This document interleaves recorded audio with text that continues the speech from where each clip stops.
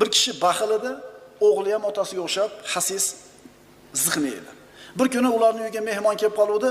Haligi ziqna uyda egasi aytdiki, "Ey o'g'lim" dedi, eshitilib. "Qalbimga hurmatli bo'lgan bir kishi mehmon bo'lib keldi. Borib yaxshi go'sht olib kelgan, bir dirhamda olib" deb chiqarib yubordi. Mehmonga qilayotgan sarfarajatini e'lon qilishlik beadabli bo'ladi. Mehmonga qilinadigan xayr-ehson, ko'rsatiladigan saxovat aytilmaydi. Bildirmasdan qilinadi. "Ey monichi, palonchi joydan paloncha so'mga olib keldim. Olinglar."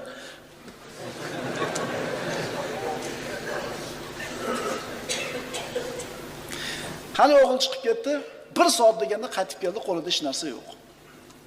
"Ha o'g'lim, nima qildingiz?" "Men qassobning oldiga bordim.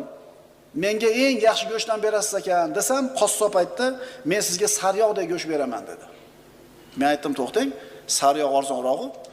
Sariyog' olsam, do'konga borishim kerak. Do'kondorga bordim. Do'kondorning oldiga borib, "Menga yaxshi sariyog'ingizdan bering" desam, u "Men sizga asaldek sariyog' beraman" dedi. To'xtang, asal sariyog'dan arzon-ku dedim-da, asal purishning oldiga bordim.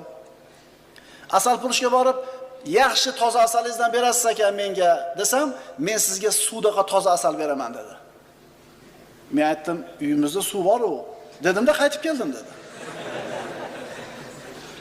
Ota aytdi, "Yaxshi ish qilsiz o'g'lim, faqat bir ishingiz chola bo'pti." "Nimasi chola bo'pti?" "Shu kavushingizni yudatib bosib kelganingiz chatoq bo'ldi-da" dedi. "Dadajon, qarang, mehmonni kavshini kiyib borib keldim" dedi.